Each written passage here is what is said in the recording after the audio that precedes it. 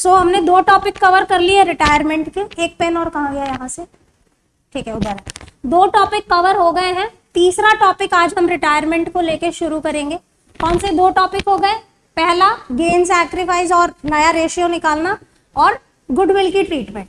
अब आते हैं adjustment of reserves, accumulated profits and losses retirement के केस में कैसे होता है, क्या रूल है जनरली रिकॉन्स्टिट्यूशन के टाइम पे, बताओ क्या करना होता है। रिजर्व्स और एक्यूमुलेटेड प्रॉफिट्स लॉसेस को आपको पुराने रेशियो में बांट के खत्म करना होता है। सेम चीज यहां पे हमने करनी है, पुराने रेशियो में आप बांट के खत्म कर देंगे। तो चलिए पढ़ते हैं। If at the time of retirement reserves and accumulated profits or losses appear in the books, they are transferred to partners' capital if capitals are fluctuating and current if they are fixed। ये तो logical है, बताने की जरूरत नहीं है। Including the retiring partner, ये important है बच्चों। अभी आपने ही बोला कि रिजर्व्स को पुराने रेशियो में बांटा जाता है ना। सो अगर मैं कहूं ए बी सी 3 पार्टनर थे, अब सी रिटायर हो रहा है, तो जो पुराना रेशियो होगा वो सी को मिला के होगा, से यस, यानी सी जब हमारे साथ बिजनेस में था तब पुराना रेशियो होगा, इसके जाने के बाद जो होगा वो नया रेशियो होगा, से यस। अभी आपने बोला कि मैम पुराने रेशियो में बांटना, सो इसीलिए बोला है including the retiring partner in their old profit sharing ratio, because reserves and accumulated profits and losses as on that date were earned before the recon। मैंने आपको बताया था ये 1 मार्कर क्वेश्चन आता है कि हम रिजर्व्स को क्यों बांट देते हैं रिकॉन्स्टिट्यूशन पे। क्या लिखोगे? क्योंकि ये रिकॉन्स्टिट्यूशन से पहले अर्न किए, दैट्स इट, वेरी सिंपल। ठीक है, आगे चलो। because they were earned before reconstitution, they are transferred to old partners capital in their old ratio। Journal entries कैसे पास होंगी बच्चे, ध्यान से देखेंगे। ओके देखिए, रिजर्व क्योंकि लायबिलिटी साइड पे होता है, अगर मैं बैलेंस शीट बनाऊं तो आपके लायबिलिटी साइड पे यहाँ पे जनरल रिजर्व होगा, से यस। अब ये क्रेडिट बैलेंस है, इसको खत्म करने के लिए क्या करोगे? डेबिट। पीएनएल का क्रेडिट बैलेंस, इसको खत्म करने के लिए क्या कर दोगे? डेबिट। अगर यहाँ पे एसेट साइड पे कोई चीज दी हुई है, जैसे पीएनएल का डेबिट बैलेंस हो सकता है, एडवर्टाइजमेंट सस्पेंस हो सकता है, सो इसे खत्म करने के लिए हम क्या करते हैं? क्रेडिट। और ये किसको चला जाता है? Old partners capital. मैंने बच्चों अभी इसको स्किप किया है, फॉर टाइम बीइंग ये मैंने स्किप किया है। मैंने सिर्फ रिजर्व्स, पीएनएल का क्रेडिट बैलेंस, 2 पार्टनर्स कैपिटल, और जो डेबिट साइड के आइटम्स हैं वो क्रेडिट हो जाएंगे खत्म करने के लिए, और डेबिट कौन हो जाएगा? Old partners capital. सिंपल है। अब ये 2 मैंने स्किप क्यों किए? क्योंकि इन दोनों को अगर आप देखें ये स्पेसिफिक पर्पस रिजर्व है। क्या है? स्पेसिफिक पर्पस रिजर्व, किसी कारणवश बनाए गए रिजर्व्स। तो आप रिकॉन्स्टिट्यूशन के टाइम पे इनको आंख मूंद के बांट नहीं सकते, आपको चेक करना होगा कि क्या इनके अगेंस्ट में कोई लायबिलिटी है, अगर नहीं है तो बांट दीजिए, सिंपल। लेकिन आंख मूंद के नहीं बांट सकते। तो जनरल रिजर्व अगर है आप आंख बंद करके बांट दीजिए, पीएनएल का क्रेडिट बैलेंस है तो बांट दीजिए, उधर साइड में पीएनएल का डेबिट बैलेंस है तो बांट दीजिए, एडवर्टाइजमेंट सस्पेंस को बांट दीजिए। इन दोनों को हम देख लेते हैं कि क्या चल, हालांकि हम पिछले चैप्टर्स में पढ़ चुके हैं, बट स्टिल एक बार क्विकली हम रिकैप कर लेते हैं before going two questions. Workman compensation reserve क्यों बनाया जाता है बच्चे? बताओ क्यों बनाते हैं हम वर्कमैन कंपेंसेशन रिजर्व? जल्दी से, 2 चैप्टर में पढ़ लिया। ओके, किसी एम्प्लॉय के साथ, किसी लेबर के साथ मिसहैप हो जाए तो उसको कंपेंसेशन देने के लिए हम बनाते हैं। Workman compensation reserve is set aside out of firms profit to meet the possible liability to pay compensation to employees if it arises. If यानी जरूरी नहीं है कि वो अराइज हो। It means claim may arise और मे नॉट अराइज। क्लेम आ भी सकता है, क्लेम नहीं भी आ सकता। You are not well today, ठीक हो। It also means that claim may be higher than reserve. ऐसा भी हो सकता है कि जितना क्लेम है उससे ज्यादा रिजर्व आ जाए। At the time of retirement it is treated as follows. किसको थ्योरी से नींद आ रही है और ऐसा लग रहा है मैम प्रैक्टिकल करा दो, ये हमें आता है ना?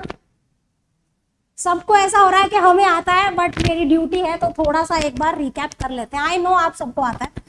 ओके, सो अब देखिए मैं शॉर्ट में बता देती हूँ, पूरा नहीं पढ़ते हैं, एक एग्जाम्पल से बता देती हूँ, ठीक है?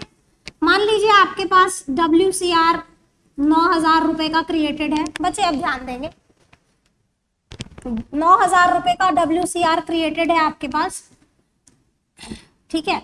और जिस दिन ये रिटायरमेंट हुई, 3 पार्टनर थे ABC, 3:1 इनका रेशियो था। ये काम नहीं करता ये पेन कभी कभी ना। 3:1 रेशियो था, C रिटायर हो रहा है, ठीक है जी। अब नियम क्या है कि आप WCR को अगर कोई लाइबिलिटी नहीं है तो ओल्ड रेशियो में बांट दीजिए। पहला केस ले लेते हैं, नो लाइबिलिटी। नो लाइबिलिटी में कैसे बांटेंगे? WCR क्रेडिट बैलेंस है, WCR डेबिट हो जाएगा, क्रेडिट कौन हो जाएंगे? ABC, old partners, old ratio. अगर कोई भी लाइबिलिटी नहीं है, अगर लाइबिलिटी कम है, मान लो क्या एग्जांपल लेंगे, 6,000 ले लेते हैं, क्लेम 6,000 है तो क्या करोगे बताओ?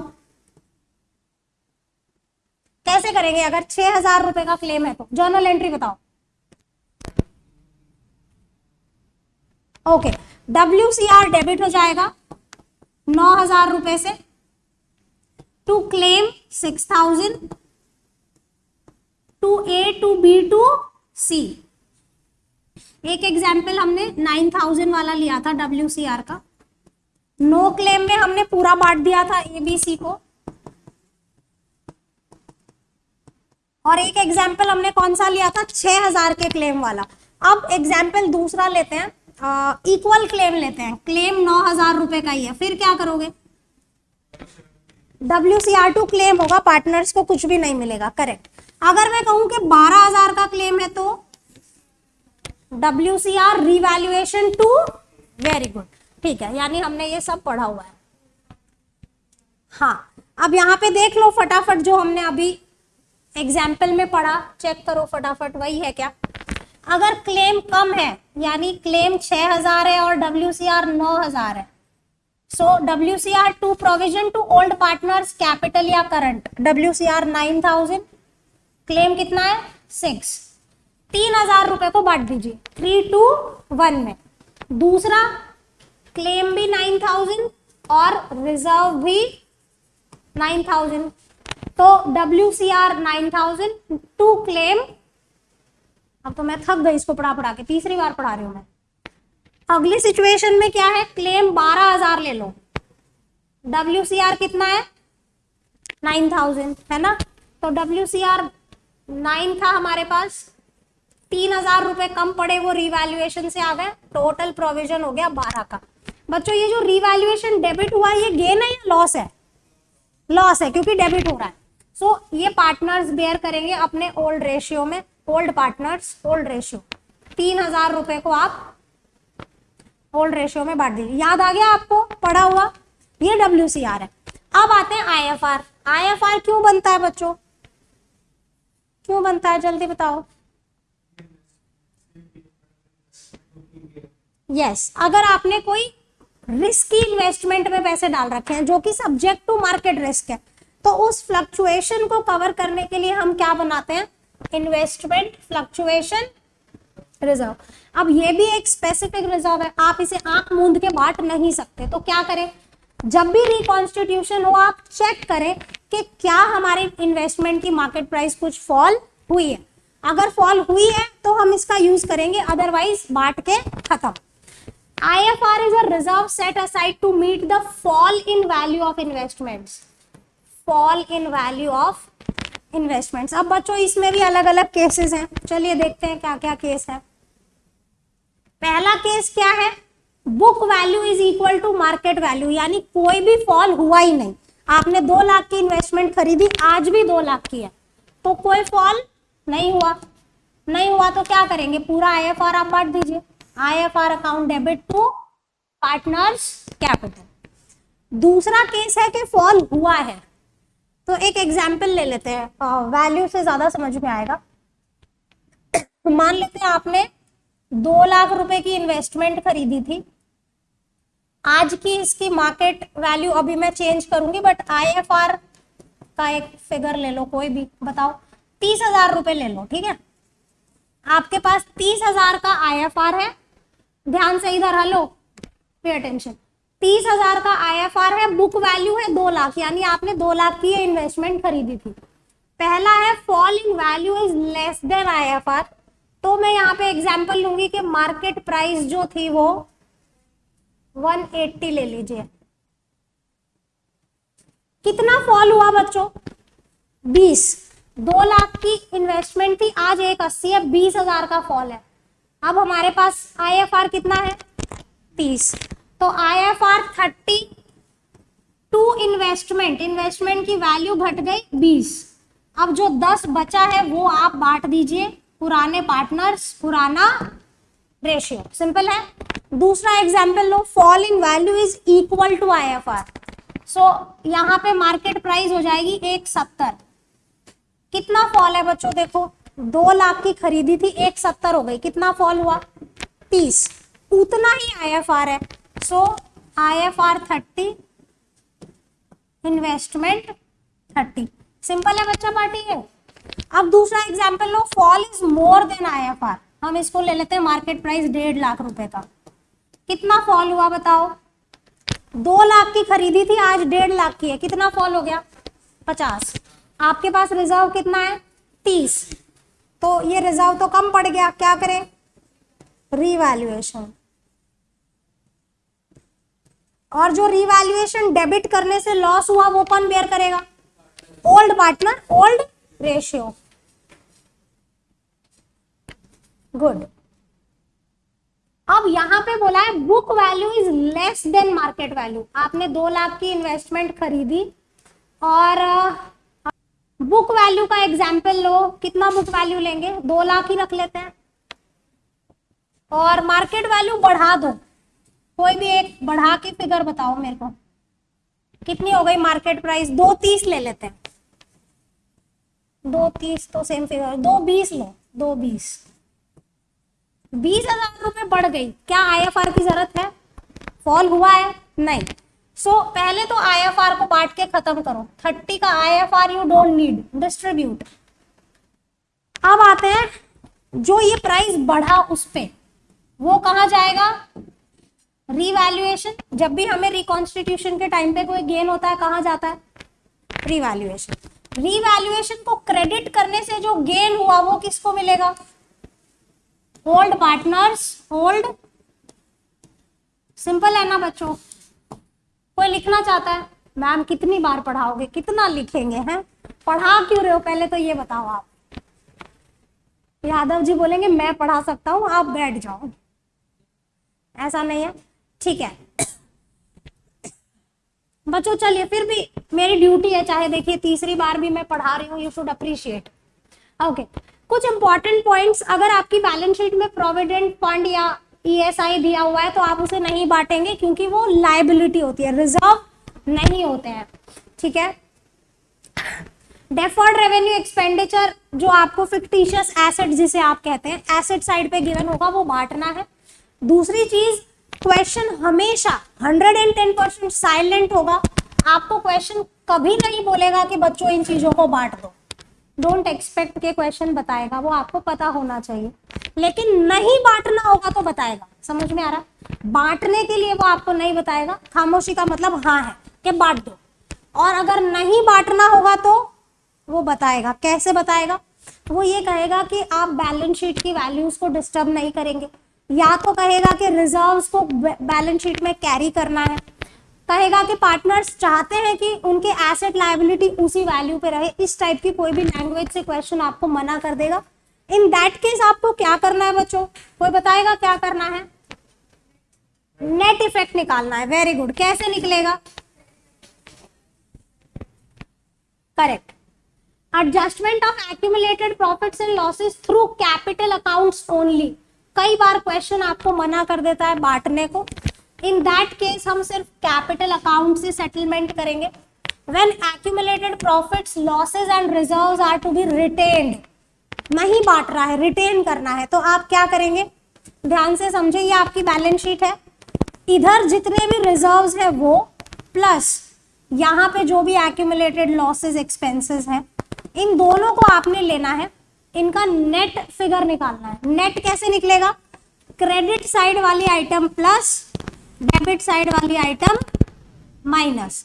अगर ये प्लस माइनस करके आपका नेट इफेक्ट पॉजिटिव आता है तो आप एंट्री करेंगे, गेन शेयर से हम मल्टीप्लाई करेंगे, अमाउंट जो भी आएगा gaining to sacrificing.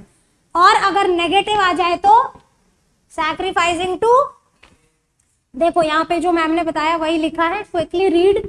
Calculate the net effect of accumulated profits, losses and reserves.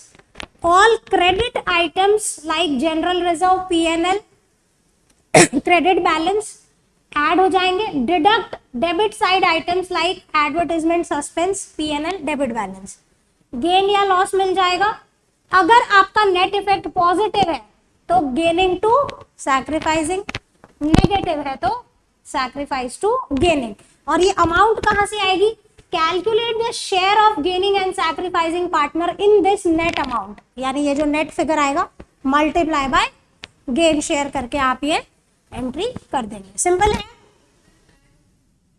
किसमें?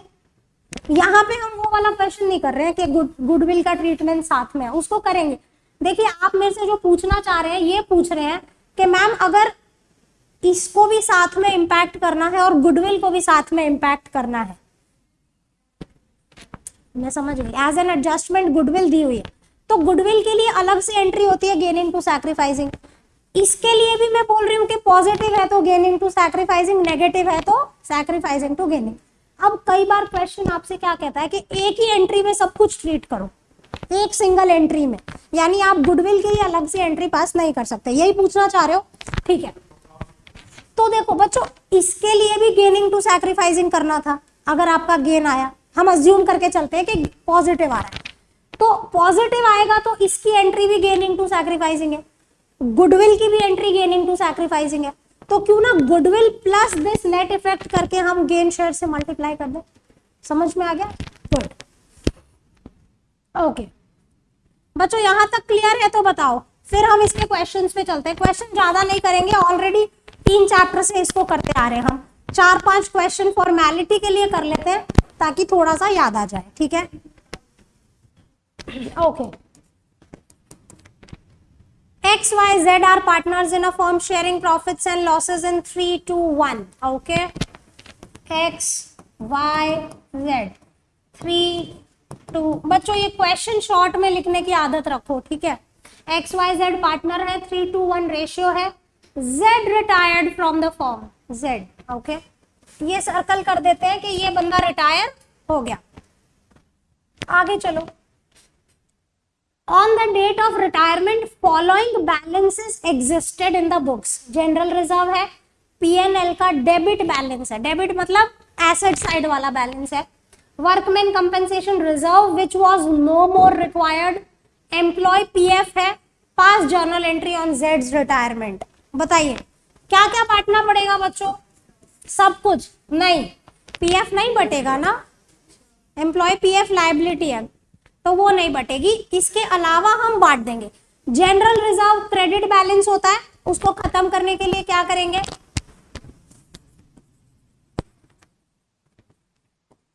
जनरल रिजर्व डेबिट 1,80,000 रुपए to old partners capital, old ratio X capital, Y capital, Z's capital. 3-1 में बांटो बच्चा, पार्टी 90, 60, 30। नरेशन लिखेंगे being general reserve distributed on reconstitution या फिर on जेड्स retirement, ऐसा भी लिख सकते हैं। नेक्स्ट, पीएनएल का डेबिट बैलेंस है, एंट्री बताना बच्चे आप। पीएनएल का डेबिट बैलेंस है, एंट्री बताओ। हाँ, बात बदल दी तूने। हाँ, okay, X Y Z to PNL, very good. X capital, Y capital, Z's capital, to PNL, बहुत अच्छे, डेबिट बैलेंस था, बांट दिया हमने, क्रेडिट करके खत्म कर दिया। 3 to 1 में अगर आप बांटिएगा तो कितना हो जाएगा? 15, 10, 5। Okay, as you say. Next, workman compensation reserve is no more required. So no more required में तो बांट दीजिए। डेबिट बैलेंस होता है या क्रेडिट? क्रेडिट है तो डेबिट हो जाएगा बांटने के लिए। Good. So workman compensation reserve account debit,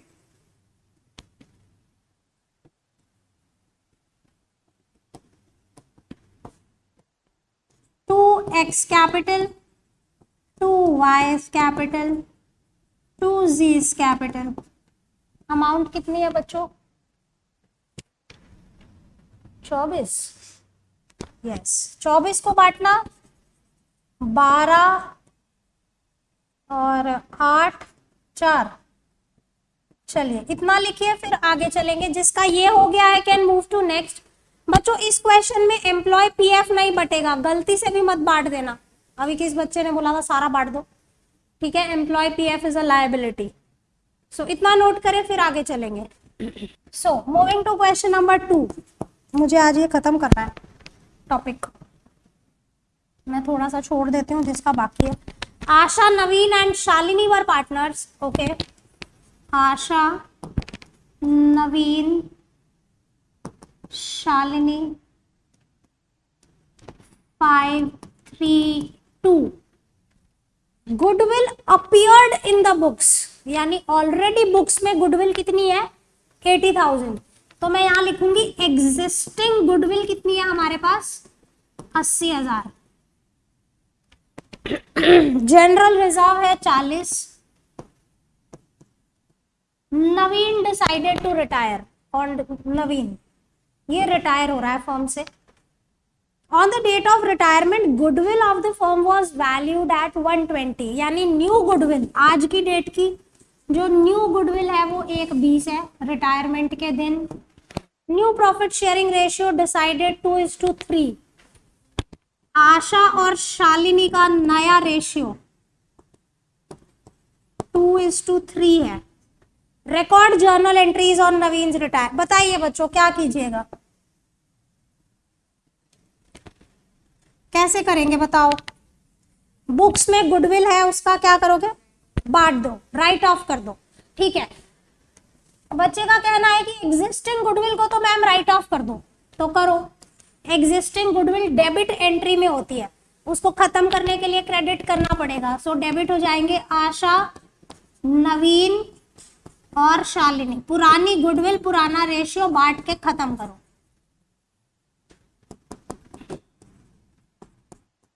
narration लिखेंगे being existing goodwill written off at the time of retirement. Being existing goodwill written off. Goodwill 80,000 की है, पुराना रेशियो 532 था।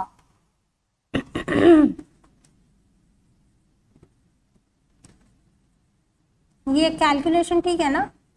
40, 24, 16। नेक्स्ट, जनरल रिजर्व है 40,000 का, क्या करेंगे? बांट के खत्म करें, डेबिट हो जाएगा।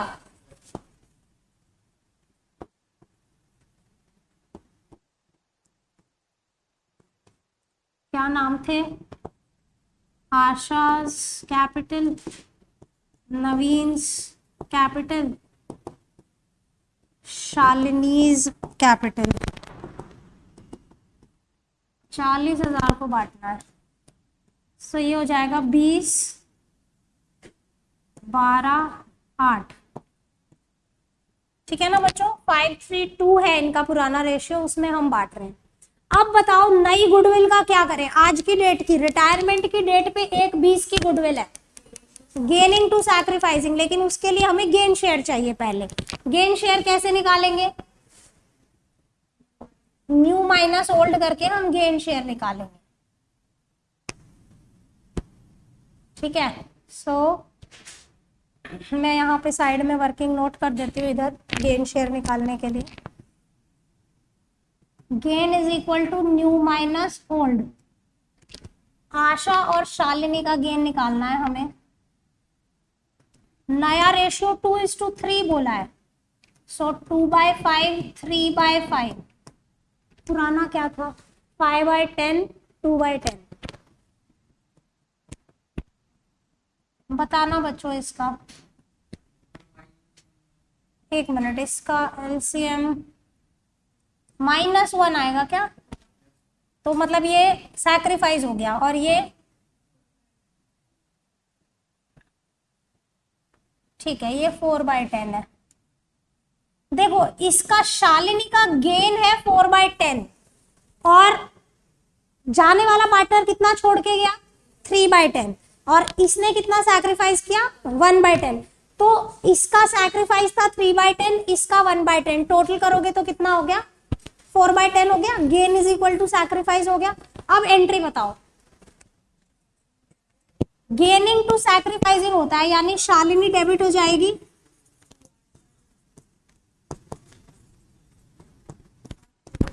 To Asha's capital, to Naveen's capital. देखो इसमें कंटिन्यूइंग पार्टनर भी सैक्रिफाइस कर रहा है बच्चों। एक 20 की टोटल गुडविल है, गेन इसका 4/10 है, कितना हो जाएगा? 48। एक 20 की गुडविल है, आशा का सैक्रिफाइस 1/10 है, 12,000। इसका एक 20 और 3/10 इसका सैक्रिफाइस है, सो 36। चलिए बच्चों इतना नोट करें, ये वाला क्वेश्चन हो गया है। जिसने ये कर लिया है मैं स्क्रॉल करती हूँ, थर्ड आप कोशिश कर सकते हैं। Those who are done with second can try for third. चलिए नोट कीजिए फटाफट, I am waiting. Question number 3 पे चलते हैं बच्चों। Ram Lakshman Bharat are partners, very good, नाम अच्छे हैं। राम लक्ष्मण भरत, जिनका रेशियो है 3:1। Okay, goodwill is appearing in the books at the value of 180। Goodwill appearing in the books यानी एग्जिस्टिंग गुडविल 180 की है। लक्ष्मण रिटायर्स, ये रिटायर हो रहा है, ठीक है, and eight the time of retirement goodwill is valued at 252। New goodwill 252। Ram and Bharat decided to share future profits in 2:1. Okay. Ram and Bharat. The profit for the first year after Lakshman's retirement was 120. यानी लक्ष्मण के जाने के बाद जो पहला year हुआ उसमें first year का प्रॉफिट 120 था। Give necessary journal entry to record the goodwill and to distribute the profits. Show your calculations clearly. तो क्या करेंगे बताइए? एग्जिस्टिंग गुडविल का क्या करेंगे? Right of. नई गुडविल का क्या करेंगे? Gaining to sacrifice. और इसके जाने के बाद पहले साल जो प्रॉफिट हुआ उसे बांटना है राम और भरत में नए रेशियो में। प्रॉफिट को बांटने की एंट्री हमने चैप्टर नंबर 1 में सीखी थी। क्या एंट्री थी बच्चे? हाँ तो बोल रहे हो, बताओ कितना जल्दी हाँ बोला। हाँ हाँ, पहले चैप्टर में सीखा था ना प्रॉफिट कैसे बढ़ता है पार्टनर्स के बीच में। चैप्टर नंबर 1 पार्ट P&L एप्रो टू पार्टनर्स कैपिटल, ठीक है। So that's how you will distribute the first years profit, बस करेक्ट।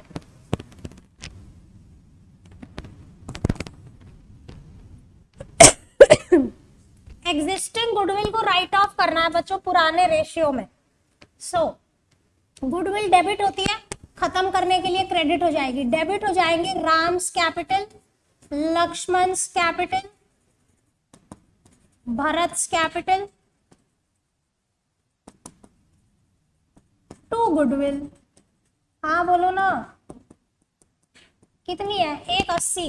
3:1 में बांटो, 3:1, 90 60 30।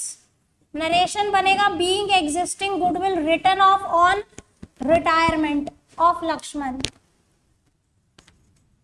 एग्जिस्टिंग गुडविल बट गई। अब क्या करना है, नई गुडविल के लिए आपको चाहिए गेन रेशियो। गेन रेशियो निकालो, निकाल लिया आपने? कैसे निकाला? न्यू माइनस ओल्ड किया ना।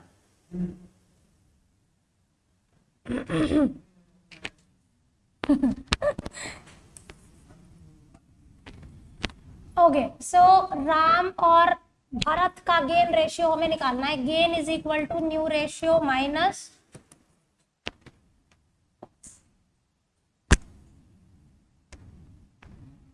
नया रेशियो।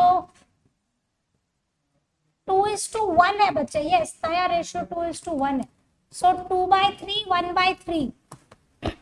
आज मैम का गला ऐसे क्यों हो रहा है, अजीब सी आवाज आ रही है। सॉरी बच्चों। तो ओल्ड रेशियो क्या था राम और भरत का? 3/6 1/6। अब बताओ आंसर, 1:1 आएगा, तो ये आंसर आ रहा है 1/6 और ये भी 1/6। सो 1:1 का गेन है, यानी न्यू गुडविल थी 252 की। अमाउंट ऑफ कंपेंसेशन कितना बनेगा? 252 इंटू जाते हुए पार्टनर का शेयर कितना है? 2/6। कितने रुपए देने हैं इसको? 84 बन रहा है क्या बच्चों? Okay, so Ram's capital, Bharat capital to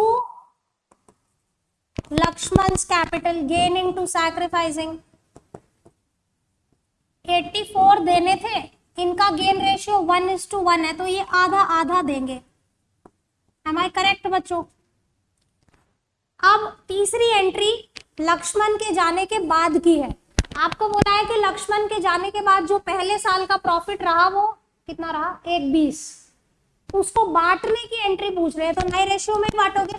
PNL appro to Ram to Bharat 1,20,000 को बांट दीजिए।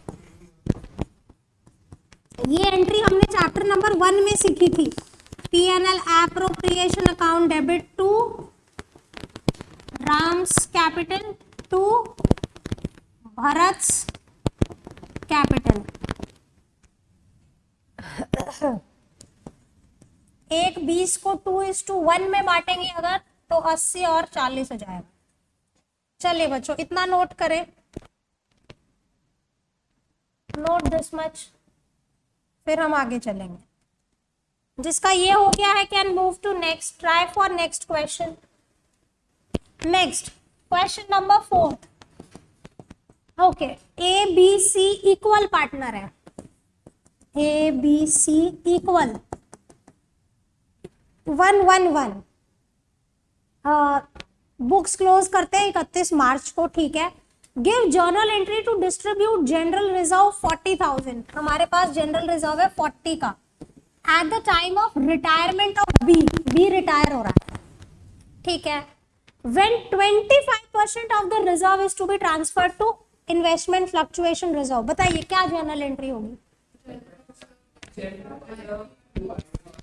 Correct, general reserve debit to IFR, यानी हमें 25% का तो इन्वेस्टमेंट फ्लक्चुएशन रिजर्व बनाना है। उसके बाद जो भी कुछ बचेगा आप बांट दीजिए। तो 25% का मतलब हो गया 10,000 तो रिजर्व में डालना है, और बचा हुआ 30 को आप बांटेंगे equal.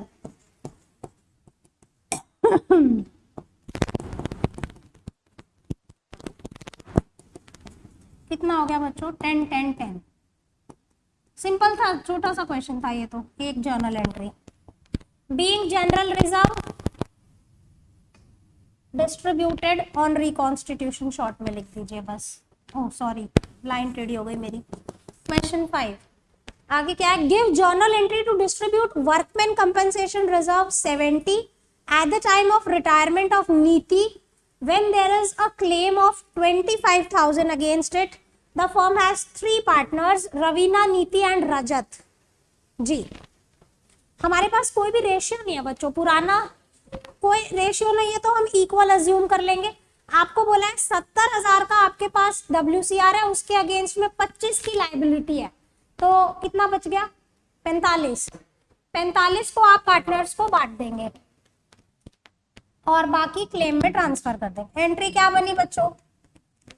Workman compensation reserve account debit,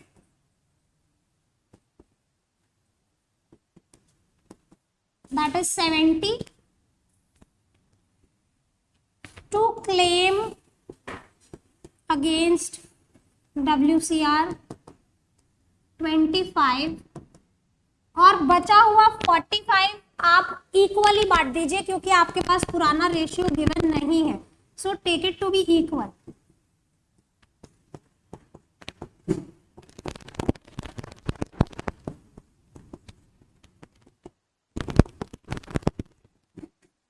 equal के लिए 15 15 15 हो जाए।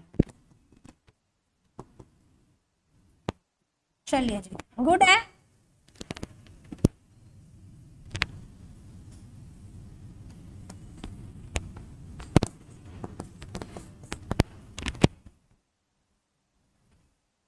बच्चों ये कहने को छोटे छोटे क्वेश्चंस हैं, शायद आपको लगता है मैम तीसरी बार ये थ्योरी क्यों पढ़ा रही है, जबकि हमें आता है।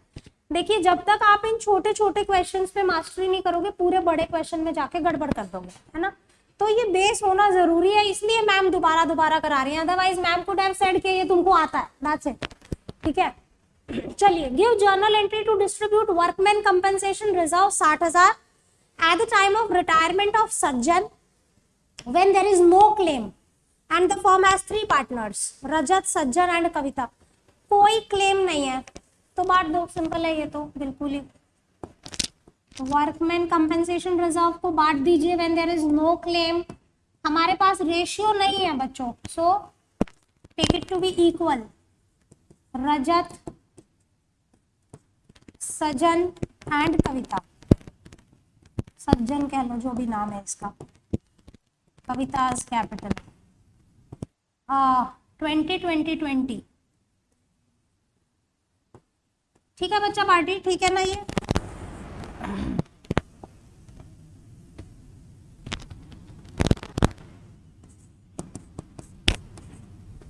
Next, give journal entry to distribute investment fluctuation reserve of 4,000। ठीक है, हमारे पास IFR है 4,000 का। At the time of retirement of Z, when investments market value 19 appear in the book at 20, the firm has 3 partner XYZ। Book value है 20,000, market value है 19। कितना fall हुआ बच्चों? 1,000 का फॉल हुआ। IFR आपके पास 4,000 का है, तो क्या करेंगे? IFR debit 4,000 to investments 1,000 to X to Y and to Z। हमारे पास पुराना रेशियो नहीं है बच्चों, तो हम उसे इक्वल ले लेंगे। बचा हुआ 3,000 हम बांट देंगे। देखो इस चैप्टर में मैंने बहुत ज्यादा क्वेश्चंस की प्रैक्टिस आपको नहीं करवाई, क्योंकि हम पिछले 3 चैप्टर से इसी चीज को करे जा रहे हैं, है ना। हमने चेंज इन PSR में यही किया, एडमिशन में यही किया, रिटायरमेंट में यही किया। सो यहाँ पे अभी हम स्टॉप करते हैं। आज के होमवर्क में आप रिजर्व्स वाला पार्ट रिवाइज करेंगे। Thanks for joining, have a nice day, bye bye.